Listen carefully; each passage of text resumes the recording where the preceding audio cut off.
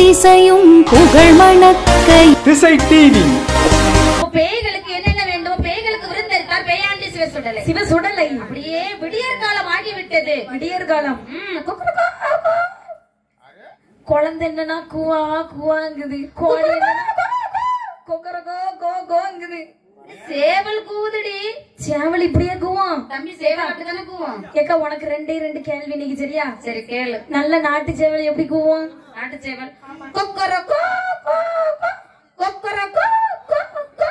சரி நிறுத்து. வீட்டு சேவல் எப்படி கூவும்? எந்த வீட்டு ஜோதிக்கு தெரிய நல்ல கொழுப்பு அடிச்சிட்டா. ஊர் ஊரா தின்னு முக்கு முக்கா கொழுப்பு வச்சு போச்சு. அது இப்ப எங்க கத்துனாலும் குவா குவான்னு தான் கேக்குது, வேற ஒண்ணும் வெளியே வர மாட்டேங்க.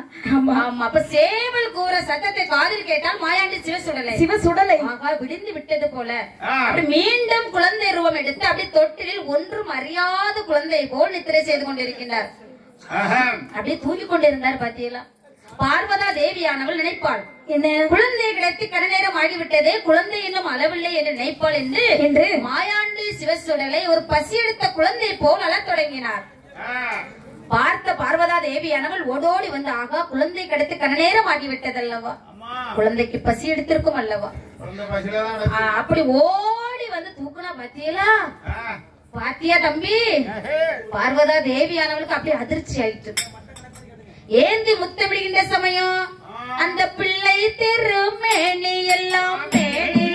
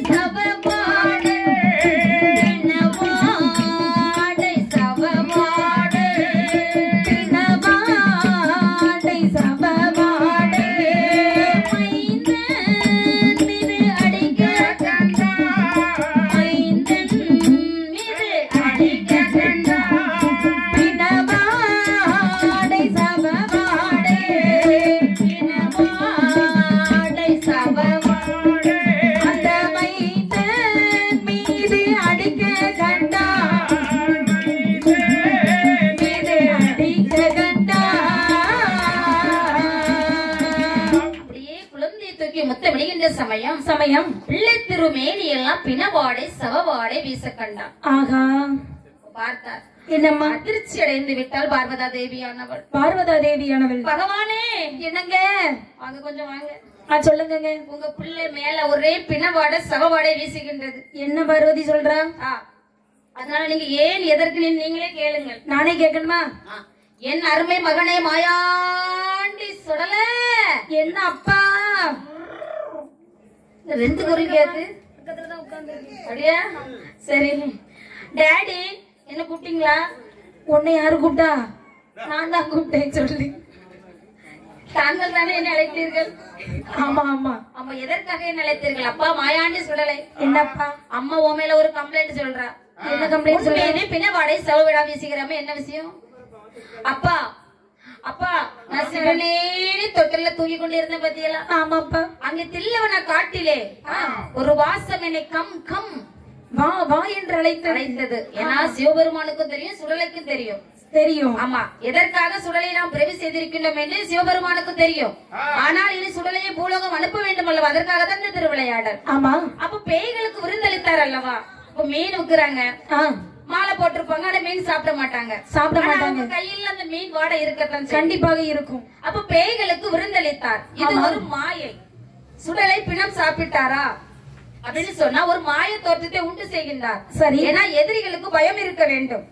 கெட்டது செய்தால் நமக்கு கெட்டது நடக்கும், பயம் இருக்க வேண்டும் என்பதற்காக உணர்த்தினார் மாயாண்டி சுடலை. மாயாண்டி சுடலை. ஆமா ஆமா. அப்படி இருக்கின்ற சமயம் அப்படியே மேனி எல்லாம் பிணவாடை வீசது பத்தி எல்லாம். ஆமா. உடனே பார்த்தார் பகவான். அப்பா சுடலை, என்னையா? என்னதான் இருந்தாலும் சரி, இது சுத்த சைவ கைலாச மலை. சரி. இதில் நீ அசைவத்தை கலந்தபடியினால் இனி உனக்கு இந்த கைலாச மலையில் இடமில்லை. அப்பா என்ன சொல்கிறீர்கள்? கைலாச மலையில் இடம் இல்லை என்று சொல்கின்றேன். எதற்காக இடம் இல்லை? இடம் இல்லை என்று சொன்னதை பார்த்தார் மாயாண்டி சுழலே. டாடி டாடி பாருங்க, என்ன எனக்கு இடம் இல்லைன்னு சொல்லிட்டீங்களா? ஆமா. என் சொத்தை பிரிச்சு போடுங்க. என் சேர எல்லாத்தையும் எனக்கு பிரிச்சு போடுங்க, நான் இப்பவே வெளியே கொண்டுட்டு போறேன். சேரா? ஆமா. சேர் ஆனா நிறைய இருக்கு.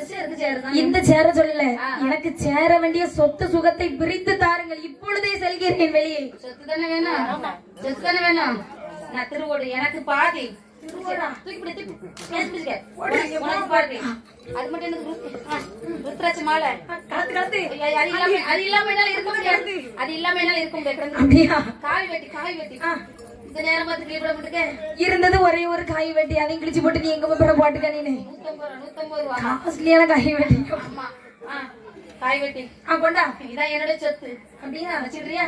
எனக்கு இந்த காவி வேட்டிய வேண்டாம், உன் ஓட்ட உடஞ்சு போன தட்டு வேண்டாம், நீயே வச்சுக்கா. அப்பாடா, அப்பாவும் இனி வேண்டாம். நீ வெளியே போன்னு சொன்னதுக்கு அப்புறம் எனக்கு அப்பாவும் நீ வேண்டாம். ஒண்ணு 10 மாசம் பெத்தது தாயா இருக்கலாம், ஆனா உழைச்சு ஓடாதது உங்க அப்பாடா. அப்பாவுக்கு மரியாதை கொடுக்கணும்டா. எப்படி உழைச்சிங்க டேடி? காட்டு வேலை கொத்தனார் கையாளுக்கு எத்தனை நாள் என் வேர்வை அப்படி வலிச்சு போட்டிருக்கேன். அப்படியே கல்லு போட்டு ரத்தம் அப்படியே என் கையெல்லாம் ஒடிஞ்சிருக்கு. நானும் இங்க வந்து நேரத்துல இருந்து என் வேர்வையெல்லாம் வலிச்சு போட்டதுதான் மிச்சம். அப்படியே? ஆமா.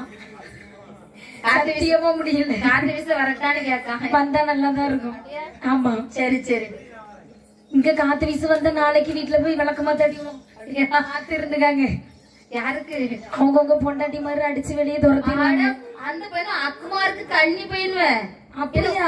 ஒரு கல்யாணம் தான் ஆகல தம்பி. எல்லாருக்கும் வாழ்க்கையில ஒரு கல்யாணம் தான் ஆகும். ஒரு கல்யாணம் கூட ஆவலையான கேள்வி பாருங்க. 7 கல்யாணமா? என் பெருமானே, கடவுள் தான் சந்தோஷமா பண்ணிட்டு ஜாலியா வாழுங்க. அப்படிதானக்கா? சரி. அப்ப பார்த்தார் மாயாண்டி சொல்லலை. அப்பா என்று சொல்லிட்டு பூலோகம் தனி வழி செத்த வழி. ஆமா. அதனால எனக்கு தம்பிமார்கள் வேண்டும். தம்பிமார்கள் வேண்டுமா? யாரங்க? குருசாமி. ஐயா வந்துட்டேன். வந்துட்டேயா? ஆமா. அடுத்தாலும் நீங்க தானே ரெடியா இருக்கிய. ஒரு சிறந்த வேள்வியானது வளருங்கள். அப்படியே வளர்க்கிறோம். அப்படி வளர்க்கின்ற சமயம் அதில் இருந்து மாடன்மார்கள் வந்து பிறந்தார்கள்.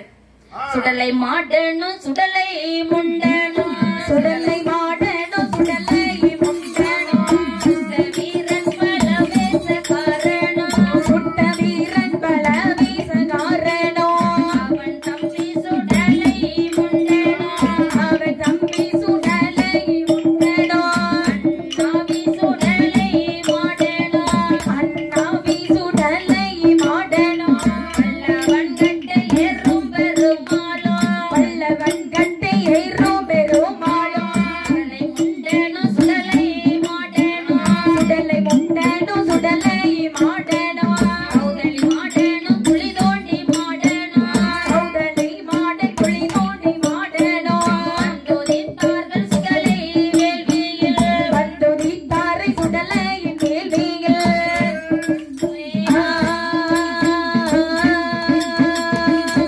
அழகாக அந்த வேள்வியில் வந்து பிறந்தார்கள். ஆமா. 20 மாடர்கள். வண்ணர மாடன், கௌதலை மாடன், வளவடி மாடன், சப்பானி மாடன், ஊசிக்காட்டு மாடன், ஊசிக்காட்டு முண்டன், வல்லவன் கட்ட ஏறும் பெருமாள், ஏறும் பெருமாள், ஒளிதோண்டி மாடன், ஆஹா, ஆரழகி மாடன், பன்றி மாடன், பலவீசகாரன்.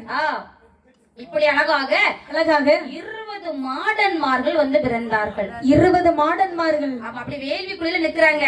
வேள்வி குழியில் நின்று தக தகவென்று ஆதாடி போட்டு நிற்கின்றார்கள். பார்த்தார் குருசாமி. அப்பா என்னய்யா?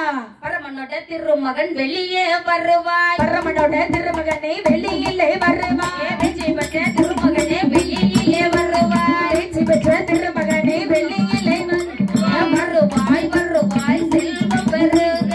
வருவாய் வருவாய் செல்வம் பெருக. அக்கினி குழிக்குள்ளே நீ இருந்தாக.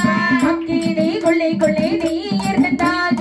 யாரறிவார் உன் புதுமைகள் எல்லாம். யாரறிவார் உன் புதுமைகள் எல்லாம். வருவாய். வருவாய் பூலோகம் செல்ல. வருவாய். வருவாய் பூலோகம் செல்ல. பரமனோட திருமகனே வெளியிலே வருவாய். பரமனோட திருமகனே வெளியிலே வருவாய். அப்படியே வேள்வி போட்ட அந்த வேள்வியிலே ஆதாளி போட்ட அந்த மாடன்மார்கள் அப்படி வெளியில் அழைத்தார். வெளியில் அழைத்தார். ஆமா. அப்ப என்னாச்சு? சுடலையோட சேர்த்து 21 மாடன்மார்கள். 21 மாடன்மார்கள். ஆமா, அப்படியே வந்து பிறந்தார்கள். அப்பா சொல்லலை என்னையா? என்னையாவது உலகம் செல்கின்றாயா? எனக்கு என்ன ஒண்ணே ஒண்ணு குறையுத. என்ன வேணுமா அப்பா? அப்பா